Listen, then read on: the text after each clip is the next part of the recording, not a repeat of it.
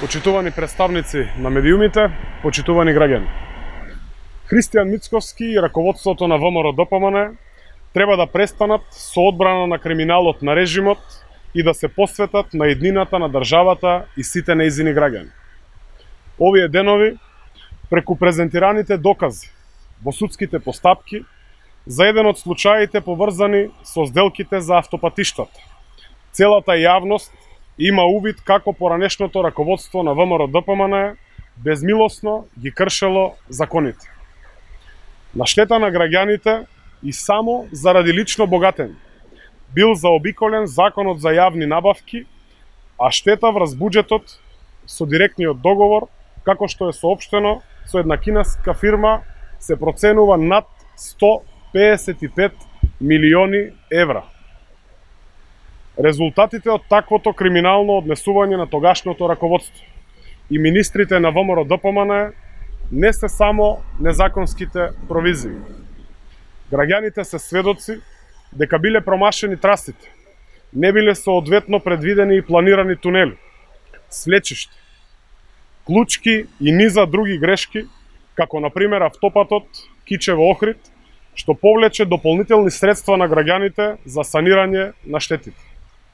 Владата, предводена од Социјалдемократскиот сојуз на Македонија, ги решава проблемите наследени од партијата на Никола Груевски и Христијан Мицковски. Денес се гради по план, законски, транспарентно и се е на увид на јавност. Интензивно се санира катастрофата што ја остави ВМРО-ДПМН. Се обновува патната инфраструктура широм Македонија и се работи во интерес на граѓаните. Амнестија за криминал нема и не смее да има. Во интерес на граѓаните, раководството на ВМРО-ДПМН треба да престане да го брани криминалот на Никола Груевски и да даде поддршка на процесот во собранието што води кон НАТО и Европската Унија. Ви благодарам. Повелете да кажете. ВМРО-ДПМН е вела дека веќе се подготвуваат за предвремени парламентарни избори. Поставуваат неколку услови за да се одржат тие парламентарни избори. Каков е вашиот став? Она за што ние и нашите коалициони партнери се обврзавме е да дадеме шанса на процесот во собранието. Од тука ги охрабруваме сите пратеници во собранието на Република Македонија да се надвинат, да излезат над партиските интереси и да ја поддржат волјата на граѓаните јасно изразена со над 600.000 гласови на овој референдум.